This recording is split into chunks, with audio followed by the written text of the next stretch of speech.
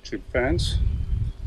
We just entered the Kruger National Park here at Open Gate, and then this is Open Rest Camp. We're going to be traveling through the Kruger now for the next 10 days. Here we go. Our route initially is going to take us north of here to Olifants Rest Camp, which is about 100 kilometers. Hopefully we'll see some good game along the way. We're there for 2 nights. Then we head further north to Sereni Bush Camp, which is near Shingwedzi in the northern part of the park.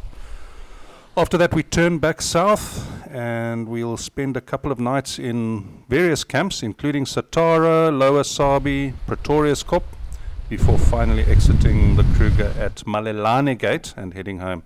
Altogether, just a bit over 720 kilometers over 10 days. The reception area. And these are the very helpful guys at the desk. We initially were put in number 19 and there was construction going on next door, so they kindly moved us to 23, which is a little bit further along. There's less of a river view, the river's over there, but there's this view of the veld. So this is the view from our chalet. The marula fruits here. This is what they make amarula from. There's a marula tree. You've got to have this lock here for the monkeys and the baboons. And you don't leave any food lying around. It's all got to go in a cupboard. They can open this cupboard, but you've got to kind of lock it. But I think they're probably clever enough to open it. So anything worth stealing, especially fruit, you pack away. Here's the room. Well, it's comfortable enough. There is a fan, a ceiling fan. It's one of those Sand Parks chalets. Actually, there is an air conditioner, sorry. There's an aircon, fridge.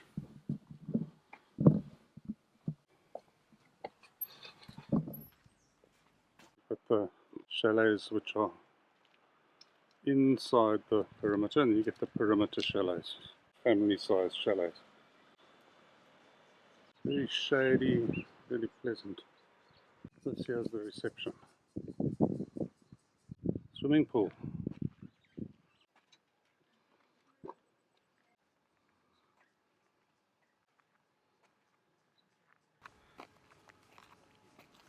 There's not a lot of shade.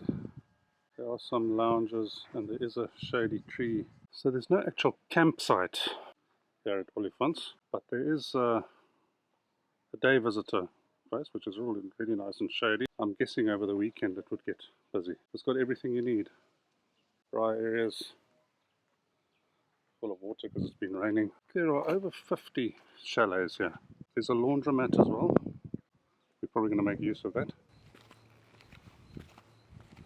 Taking us to the lookout point.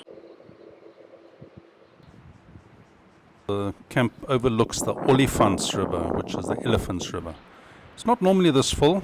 About a week or 2 before our arrival, Cyclone Eloise had been through the area, so the rivers are very full and bridges have been washed away. There, you can see was washed away in the recent floods. Continue to walk up to the restaurant. Quite cool shop. So pretty much anything you need.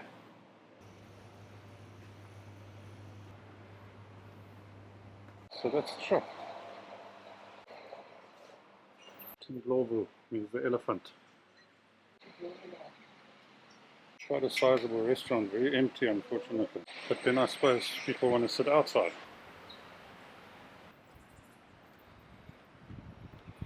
Honestly, the food is kind of okay, it's adequate, it's not a lot of imagination put into it. But if you want a snack, it's okay, but it's a really nice spot for a beer.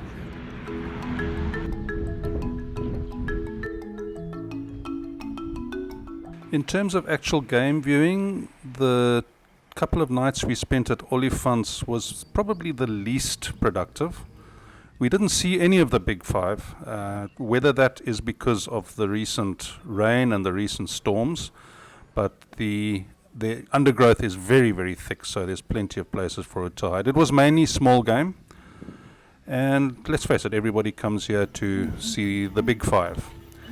Having said that, elephants were very much in abundance, and a lot of zebra, giraffe, and so on.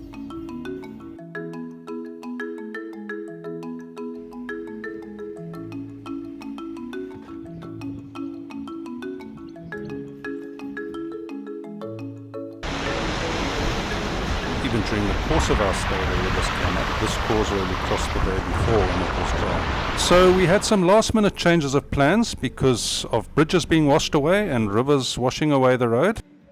So don't miss next Sunday's episode when a last minute change of plans leads us to discover a hidden gem at Bush Camp.